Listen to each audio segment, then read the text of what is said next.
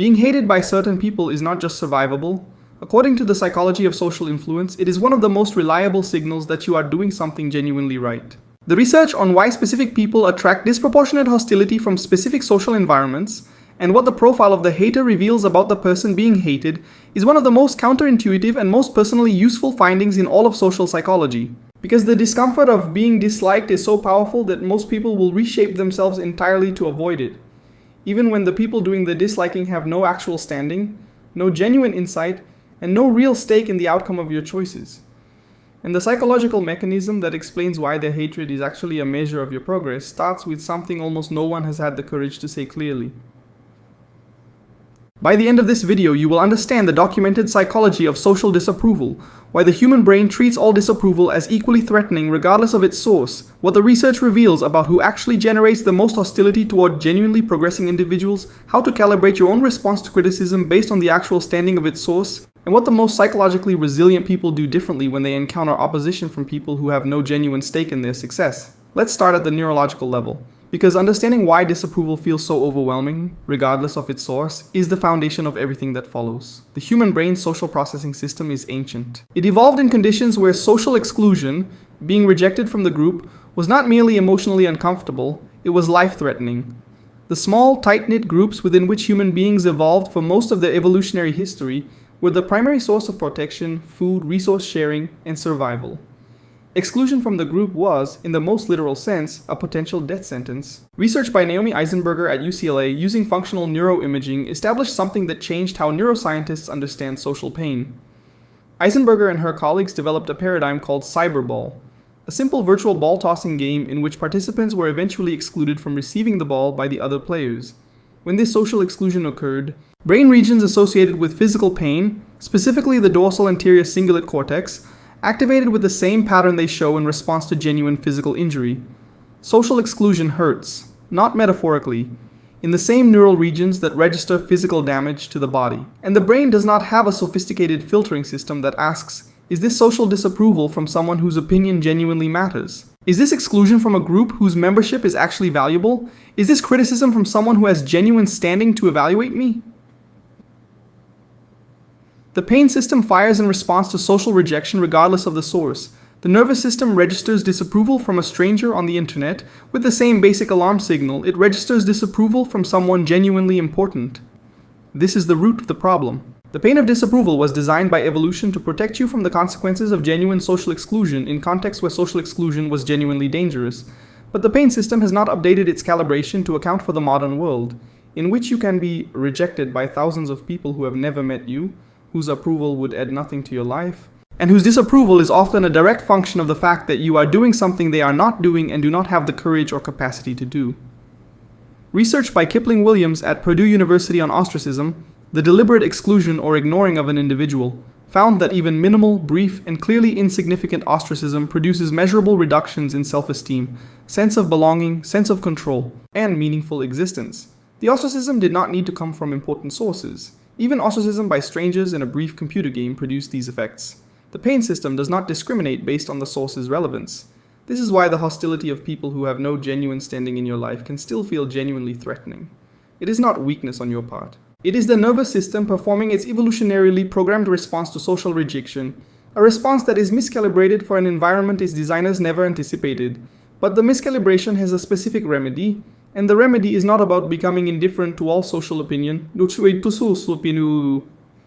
would be both impossible and counterproductive. It is about developing a more sophisticated system for distinguishing disapproval that deserves a response from disapproval that deserves to be recognized as signal rather than noise. The distinction the research points toward is one of the most consequential things you can develop as a psychological skill, and to understand it, you need to understand what the research has found about who actually generates the most hostility toward genuinely progressing people. There is a finding in the social psychology of envy, resentment, and moral criticism that is both well documented and almost never discussed in the context where it would be most useful. Research by Richard Smith at the University of Kentucky on envy, one of the most extensively studied emotions in social psychology, established that envy is a fundamentally comparative emotion. It is activated by the perception of another person's advantage in a domain the envying person cares about and has not achieved comparable status in. Crucially, envy is most intense not when the advantaged person is very far ahead. in which case the comparison becomes irrelevant, but when they are close enough to represent a comparison that is both meaningful and uncomfortable. The person who generates the most intense hostility in a social environment is not typically the person who is farthest ahead. It is the person who is close enough to represent a viable comparison, who is achieving something in a domain that others in the social environment care about but have not achieved, and who, by their achievement, makes the gap between where others are and where they could be more visible and more uncomfortable. This is why the people who are most vocally hostile to genuine progress in creative fields, in professional environments, in social communities, are almost never the people who have themselves achieved the most in that domain. They are most often the people who have the most personal investment in a domain they have not advanced in. The people closest to the fire, not the people who have mastered it. Research by Niels van der Ven at Tilburg University on the distinction between benign and malicious envy found that when a person perceives another's advantage as legitimate, as the result of genuine effort and genuine merit, the most common response is benign envy, a motivating desire to achieve comparable results.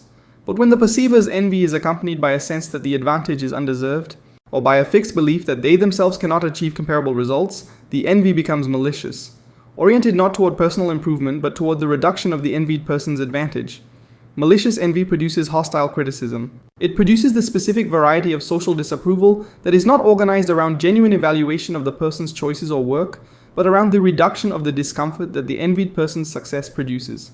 The criticism is not about the work. It is about managing the critic's own emotional response to a comparison that makes them uncomfortable. Research by Theodore Millon at the University of Miami on personality and social behavior found that the people most prone to generating sustained, disproportionate hostility toward others are those with the lowest stable self-esteem, not the lowest visible confidence, which can be performed regardless of self-esteem, but the lowest internalized sense of personal worth. Low stable self-esteem produces a specific vulnerability to comparative social situations, the sense that the comparison between oneself and a more successful or more visibly advancing person is threatening to the fragile self-concept, and the defensive response to that threat, in people with low stable self-esteem, is often the attack on the comparison target.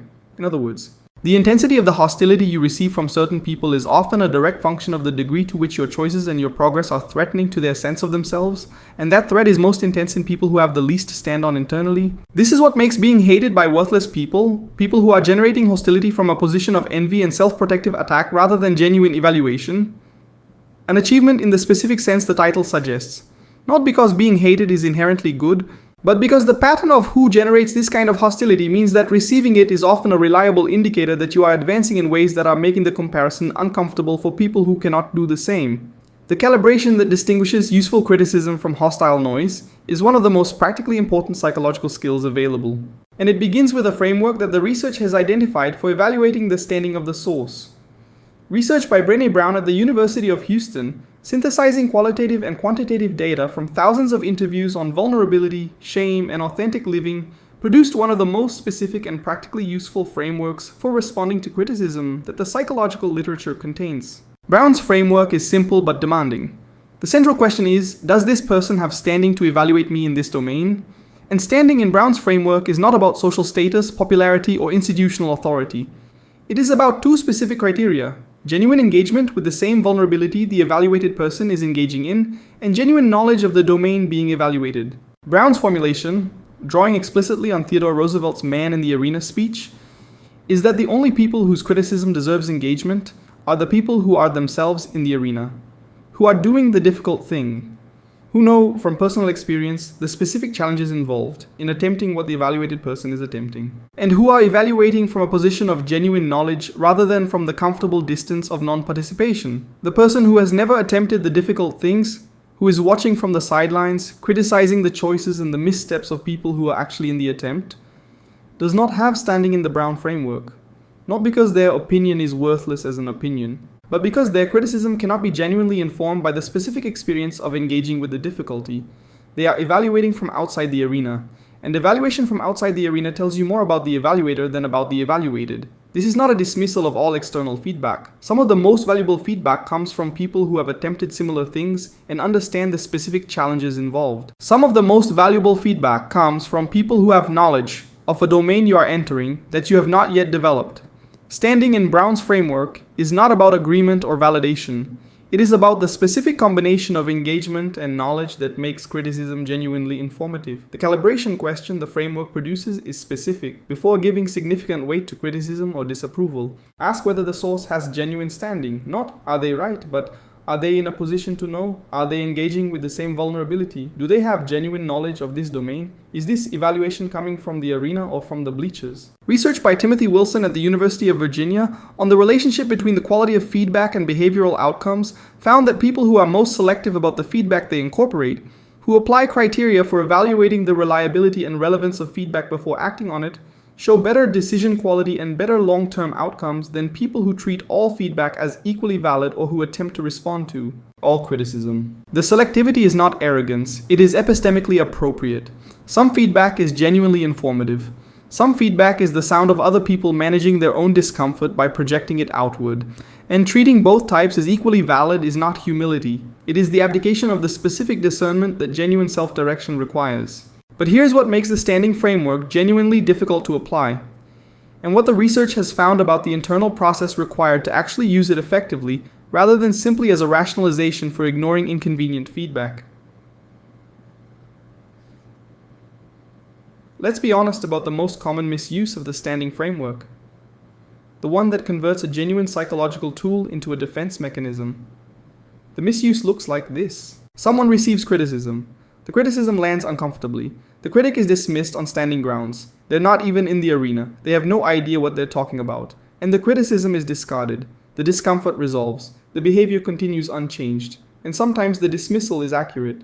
Sometimes the criticism is genuinely coming from a place of envy, self-protection, or insufficient knowledge. And the dismissal is the epistemically correct response. But sometimes the dismissal is a way of avoiding an uncomfortable truth. Sometimes the critic, despite lacking full standing, has spotted something real, and the comfort of dismissing them on standing grounds is covering a genuine blind spot. Research by Timothy Wilson on self-knowledge and its limits established that human beings have significantly less reliable access to their own blind spots than they believe, and that the defensive motivation to protect the self-concept from threatening information produces systematic distortions in how feedback is processed and evaluated. The self-enhancement bias, the tendency to evaluate self-relevant information in ways that protect and flatter the self-image, is one of the most robust findings in all of social psychology. Research by Shelley Taylor and Jonathan Brown at UCLA on positive illusions, the systematic biases toward flattering self-evaluation that characterize most normal human self-perception, found that these biases, while associated with psychological well-being in the short term, can produce significant costs in the long term when they prevent genuine learning from accurate negative feedback. The discernment between standing-based dismissal and self-enhancement motivated dismissal requires a specific quality of honest self-examination that is genuinely difficult. The questions that distinguish them are, does this criticism, if accurate, point to something I would genuinely prefer not to see in myself? Does dismissing this critic on standing grounds resolve my discomfort too easily? Is there any dimension of this criticism that might be accurate regardless of whether the critic has full standing? Research by Carol Dweck at Stanford on growth mindset found that the most practically important variable in determining whether critical feedback leads to growth is not the quality of the feedback itself, but the mindset of the person receiving it. People with a growth mindset who understand ability as developed through effort and experience rather than fixed by innate capacity show significantly greater willingness to genuinely engage with critical feedback, to extract the useful information from imperfectly delivered criticism, and to use the feedback for development rather than defending against it. The standing framework is most powerful when it is combined with genuine growth mindset willingness to engage honestly with feedback that has standing. The question is not, can I dismiss this? The question is, what, if anything, in this criticism is genuinely informative? And what is the emotional noise that the critic's standing issues are generating around the potentially real signal? Separating the signal from the noise is the specific skill, and it requires enough internal security that you can engage with potentially accurate criticism without being destabilized by it, and enough honest self-examination that you can distinguish genuine discernment from motivated dismissal. The research on what produces that internal security, the specific psychological foundation that allows you to receive criticism without either dismissing it defensively or being overwhelmed by it, points toward a set of findings that are both counterintuitive and enormously applicable.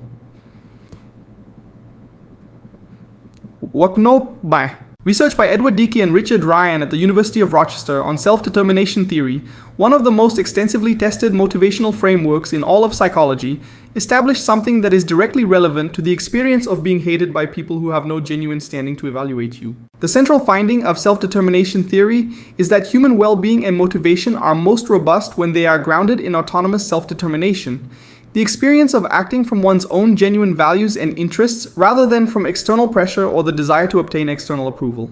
When behavior is intrinsically motivated, when you are doing what you are doing because it genuinely aligns with what you value, the opinion of people who do not share or respect those values has relatively little psychological purchase. Research on what Dickey and Ryan call contingent self-esteem, self-esteem that is conditionally dependent on external approval and the evaluation of others, found that people with high contingent self-esteem are significantly more vulnerable to the psychological effects of disapproval, more likely to modify their behavior in response to social pressure, and less able to maintain consistent, values-driven behavior in the face of opposition. People with true or non-contingent self-esteem, a stable sense of personal worth that does not require external validation to maintain itself, show markedly different responses to disapproval. They are capable of receiving criticism without being destabilized by it. They can distinguish between criticism that contains genuine information and criticism that is hostile noise. And they can maintain their chosen direction in the face of social opposition without the same anxiety and behavioral modification that high contingent self-esteem individuals experience. Research by Michael Kernis at the University of Georgia on authentic self-esteem found that the stability of self-esteem, its resistance to fluctuation in response to daily events, including social evaluations, is a stronger predictor of psychological well-being and behavioral consistency than its level. High stable self-esteem produces the specific qualities associated with genuine resilience: the capacity to engage honestly with challenging feedback without being overwhelmed by it, the capacity to maintain direction in the face of opposition, and the capacity to evaluate external opinion from a position of internal security rather than internal dependency. The person who is genuinely secure internally does not need to dismiss all criticism to protect themselves from it. They can afford to engage with it honestly because the engagement does not threaten their fundamental sense of worth. And paradoxically, the security makes them better processors of genuinely useful criticism, because the defensive motivation to dismiss threatening feedback is reduced.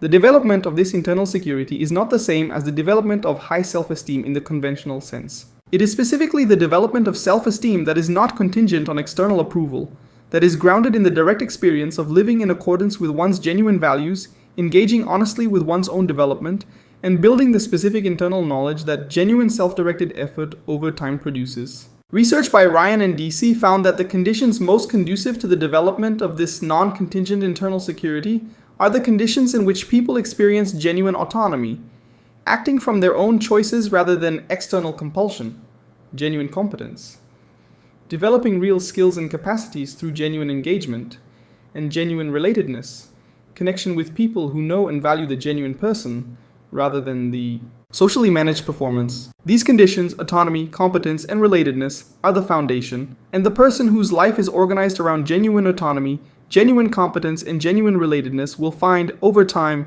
that the opinion of people who lack standing becomes progressively less psychologically powerful, not because they have become indifferent to all human opinion, but because the internal reference point has become sufficiently developed that external noise has less signal value.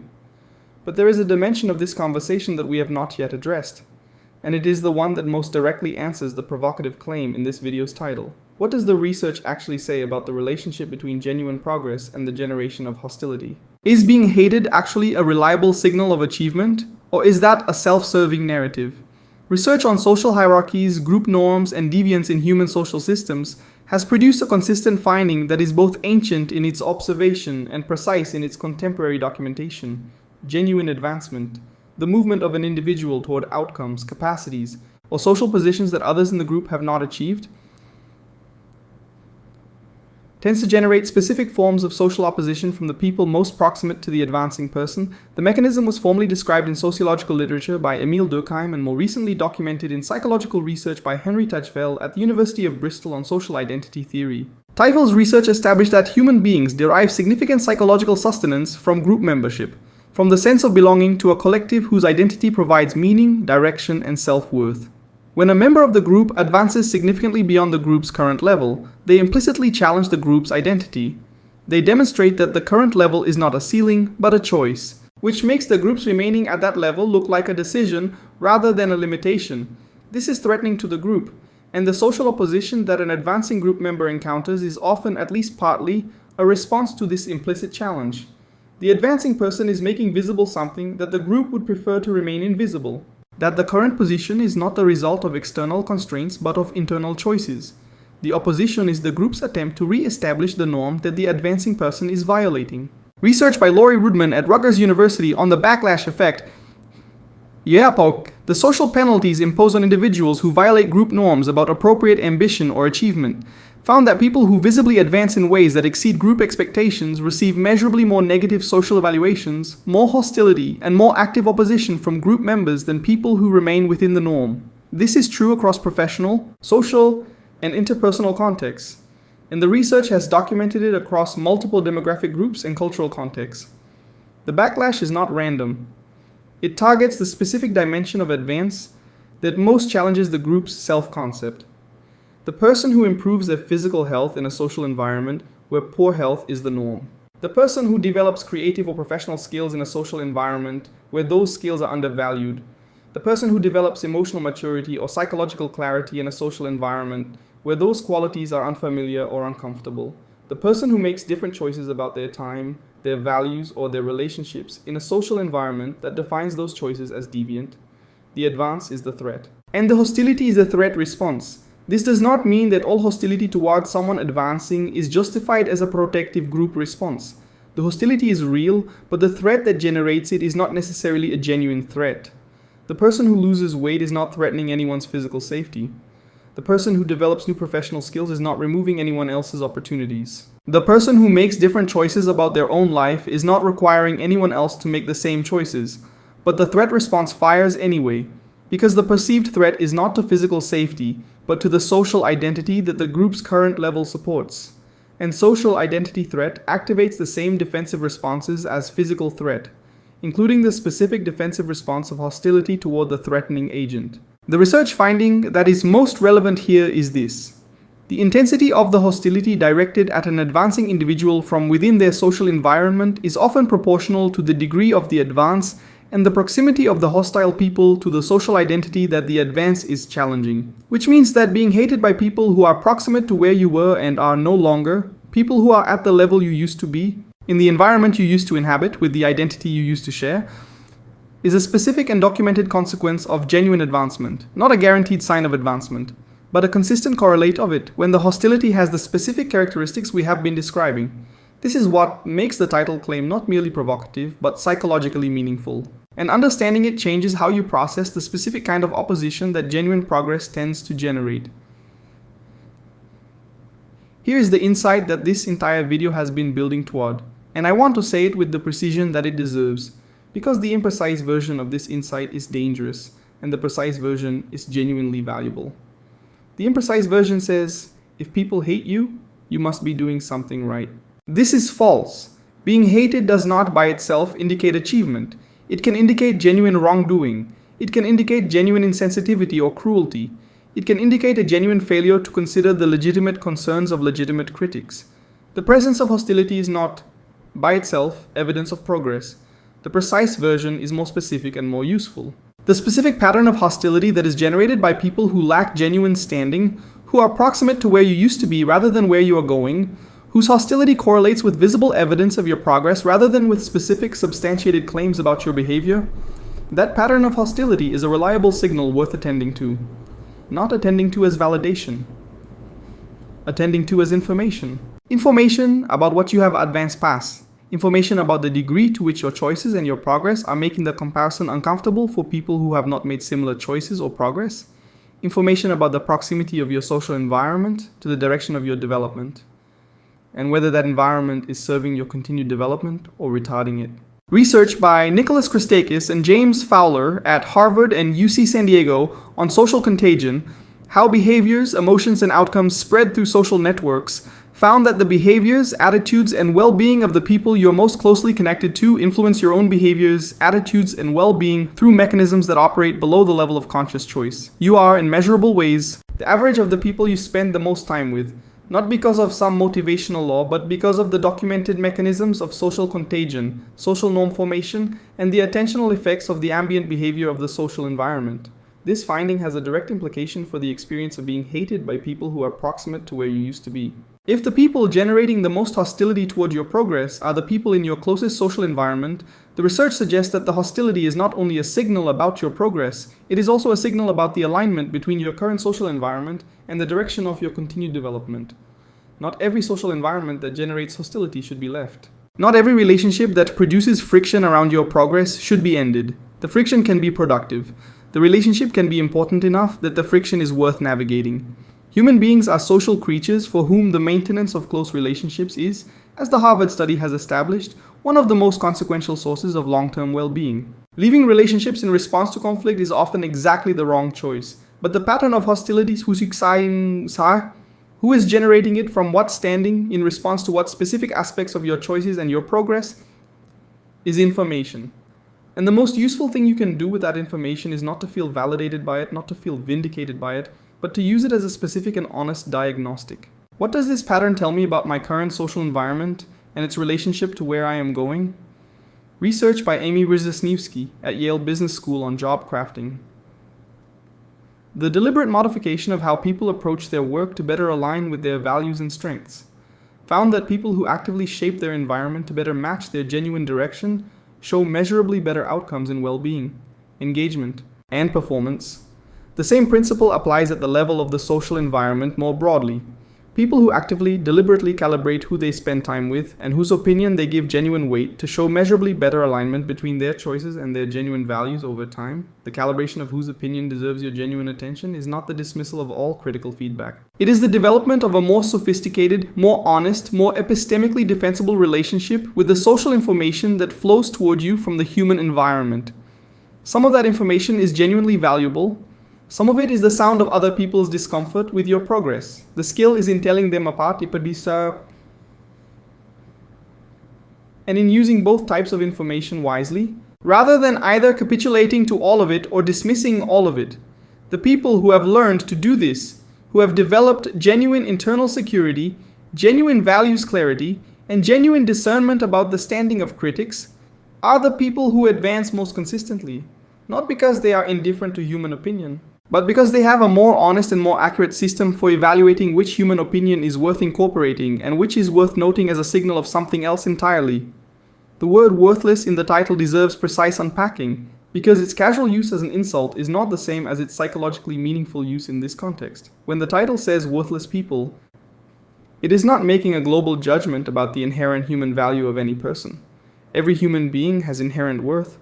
The psychological research and the basic ethical principles that underlie any responsible discussion of human behavior begin from that foundation. What worthless means in this specific context is more precise. It refers to the specific category of critic who has zero genuine standing to evaluate you in the domain in question, whose criticism is generated not by genuine knowledge, genuine engagement, or genuine concern for your well-being, but by their own unmanaged envy, self-protective hostility, or motivated desire to reduce the discomfort that your progress produces in them. The worthless critic in this framework is not worthless as a person. They are worthless as a source of actionable feedback in this specific context. Their opinion has zero epistemic value regarding your choices because it is not produced by the conditions that would give it epistemic value: genuine knowledge of the domain, genuine engagement with the same challenges, genuine good faith toward your development. Research by Jason Dana at Yale School of Management on the accuracy of human judgment found that when evaluators lack the specific information required to make accurate assessments, their evaluations are not merely uninformative. They are often actively misleading. Feedback from people who lack relevant knowledge can be more harmful than no feedback at all, because it occupies the cognitive space where genuine feedback could exist and produces behavioral responses to information that is not actually informative. This is the specific harm of the worthless critic. Not that their criticism stings, though it may, but that incorporating it as if it were a genuine signal produces behavioral modification in response to noise. The person who adjusts their direction in response to envy-generated hostility is not developing better judgment. They are allowing other people's emotional management to redirect their lives. Research by Mark Leary at Duke University on social meta theory, the proposal that self-esteem functions as an internal gauge of one's social acceptance and relational value, found that the human system is designed to use social feedback as an important signal for calibrating self-concept and behavior. This is adaptive when the social feedback is coming from people whose opinion is genuinely relevant. It is actively maladaptive when the social feedback is coming from people whose opinion reflects nothing more than their own emotional states. The specific skill that this video is building toward is the development of a more sophisticated sociometer, one that does not fire equally in response to all disapproval, but that discriminates between disapproval that carries genuine signal and disapproval that is the sound of other people managing their own emotional responses to your progress. The distinction is not always easy. It requires genuine honest self-examination, genuine willingness to engage with criticism that has standing, and genuine internal security that allows you to process disapproval without either capitulating to it reflexively or dismissing it defensively. But it is learnable, and the people who develop it consistently describe it as one of the most liberating psychological developments of their adult lives. Let's look at the specific psychological profile of people who navigate the experience of being hated by people without standing, who maintain their direction in the face of opposition, who process criticism with genuine discernment, and who continue advancing despite social friction. Research by Duckworth at Pennsylvania on grit found that the capacity to sustain effort toward long-term goals in the face of setbacks and opposition is more predictive of significant achievement than initial talent, initial enthusiasm, or initial social support. Grit. The specific combination of sustained passion and sustained perseverance requires the ability to maintain direction when the external environment is not supportive. And in many cases, the external environment for genuinely advancing individuals is not supportive, it is actively hostile. Research by Duckworth's colleagues on the psychological resources that support grit found that one of the most important is a coherent, stable, values-grounded sense of purpose. A clear internal understanding of why you are doing what you are doing that does not require external validation to maintain its motivating force. People who know clearly why they are pursuing what they are pursuing are measurably more resistant to the demotivating effects of social opposition. The why is the anchor, and when the social environment becomes hostile, the anchor is what holds.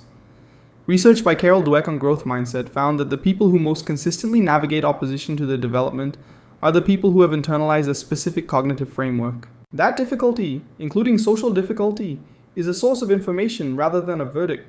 The hostile criticism is not evidence that they should stop. It is one more data point to be processed with the same honest, curious, learning-oriented engagement they bring to every other form of feedback. Research by Christopher Peterson and Martin Seligman on character strengths and virtues found that the character strength most consistently associated with navigating social opposition while maintaining genuine direction is what they call bravery. Not the dramatic courage of visible heroic acts, but the quieter, more sustained courage of continuing to act in accordance with genuine values when the social cost of doing so is real and ongoing. The profile of the person who navigates this well is not the person who is indifferent to social opinion. It is the person who has developed a genuine internal reference system, clear values, stable self-esteem, honest discernment about the standing of critics,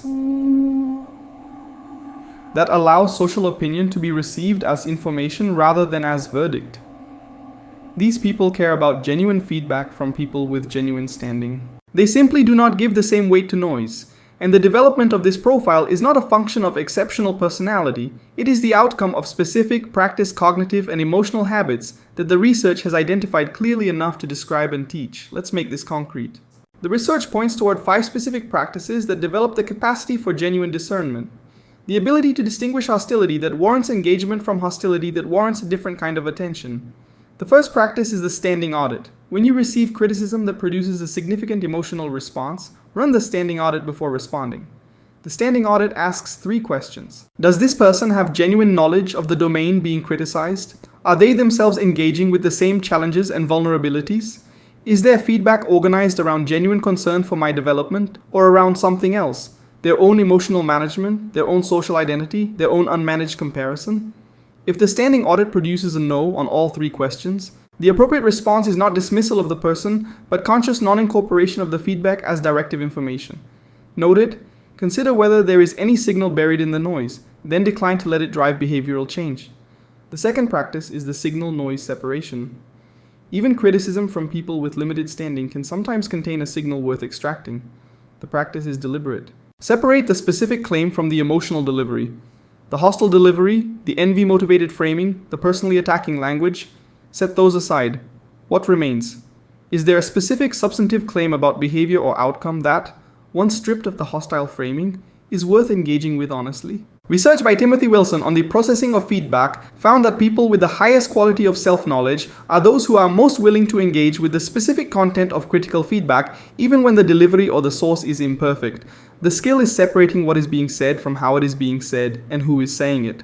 The third practice is non-contingent self-esteem development. Research by Dex and Ryan found that non-contingent self-esteem that does not require external validation to maintain itself, is developed through the accumulated experience of acting in accordance with one's genuine values, developing genuine competence in domains that matter to you, and connecting with people who know and value the genuine person. The practical version. Deliberately accumulate experiences in which you act from your values and observe the specific quality of internal satisfaction this produces. Deliberately develop genuine skills in domains you genuinely care about, and attend to the direct experience of competence that this development produces.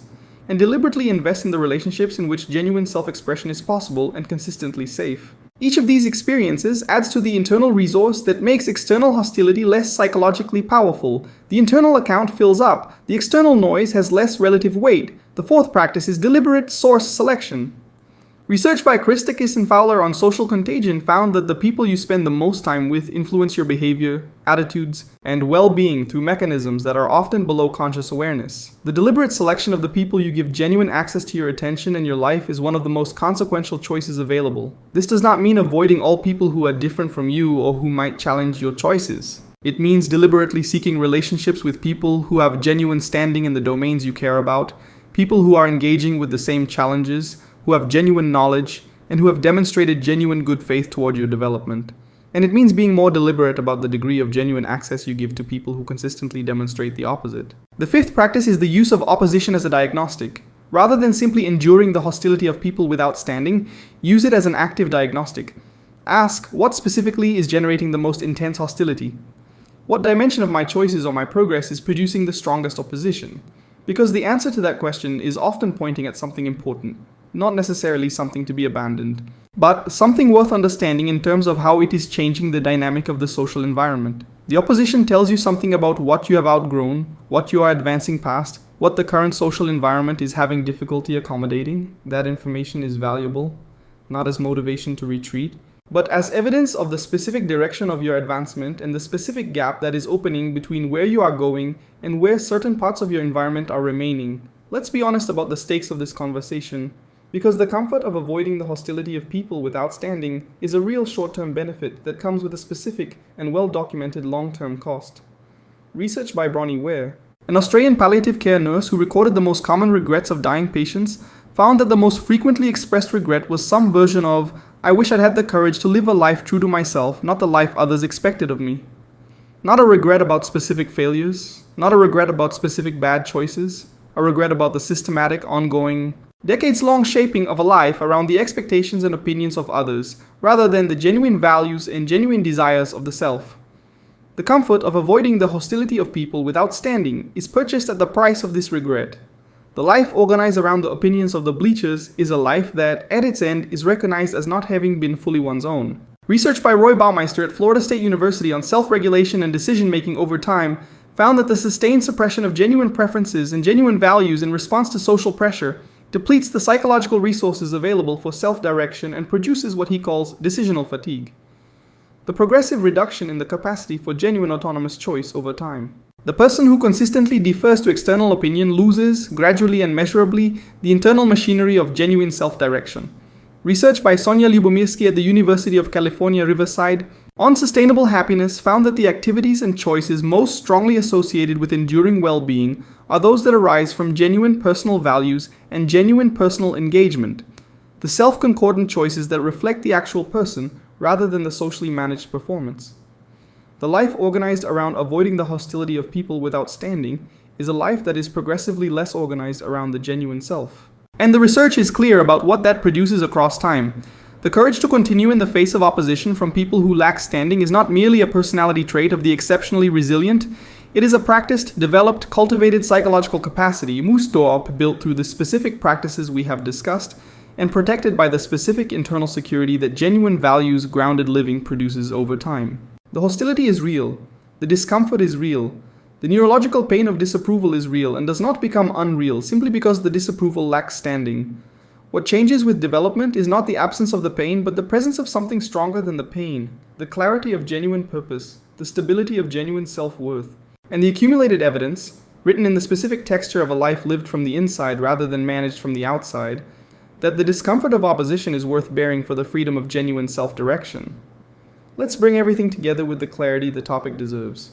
Being hated by worthless people, by people who have no genuine standing to evaluate you, whose hostility is generated by envy or self-protection or the discomfort your progress creates in their social identity, is not an achievement in the sense of being something to pursue.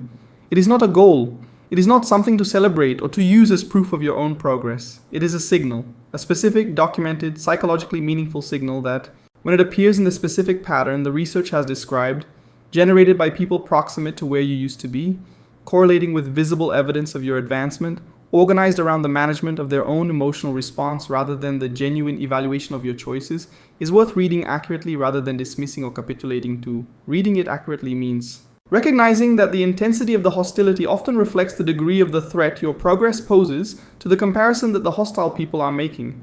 Recognizing that the threat is not to their well-being, but to their social identity and their self-concept. Recognizing that the appropriate response to this kind of hostility is not retaliation, not arrogant dismissal, and not behavioral retreat, but the specific equanimity of a person who has developed enough internal security to receive the signal as information and act on it with the wisdom that the information actually warrants. The research that this video has drawn from on social pain, on envy, on standing, on social identity threat, on non-contingent self-esteem, on the social contagion of environments, all points toward the same conclusion. The quality of your life is substantially determined by whose opinion you give genuine weight to, and the development of genuine discernment about that question, honest, epistemically defensible, neither paranoid nor naively credulous, is one of the most consequential psychological developments available to any human being at any age. The hostility of people who lack standing is noise. Sometimes it contains signal. Often it is a diagnostic about the environment and about the gap between where you are going and where certain people in your environment are remaining. Always it is information worth reading carefully, and never information worth letting stop you. The life that is genuinely yours is on the other side of your willingness to continue in the face of it. Here is what I want to leave with you. Think of one area of your life in which you are aware of holding back, in which you are not doing, saying, or pursuing something that genuinely aligns with your values, partly or primarily because of the anticipated or actual hostility of people whose standing to evaluate you, if honestly assessed, is genuinely limited. Now run the standing audit on those specific people. Do they have genuine knowledge of this domain? Are they engaging with the same challenges and vulnerabilities? Is their opinion organized around genuine concern for your development? If the honest answer is no, if the hostility you are navigating around is coming from the bleachers rather than the arena, then the most important question is not how to manage that hostility. It is what genuine engagement with your actual direction looks like on the other side of the comfort of avoiding it. The research is consistent. The life that is organized around the approval of people without standing is not the life that, at its end, is recognized as genuinely one's own. And the courage to continue in the face of their disapproval is not a personality trait you either have or don't. It is a practice, a developed capacity, a specific set of psychological resources that can be built incrementally through the habits and the relationships and the accumulated experiences of genuine self-direction. If this kind of specific, research-grounded, honest conversation about what it actually takes to live a genuinely self-directed life is what you are looking for, this channel is built for exactly that. Each video is the same commitment, the science of how human beings actually work and what it means for the life you are actually choosing to live. See you in the next one.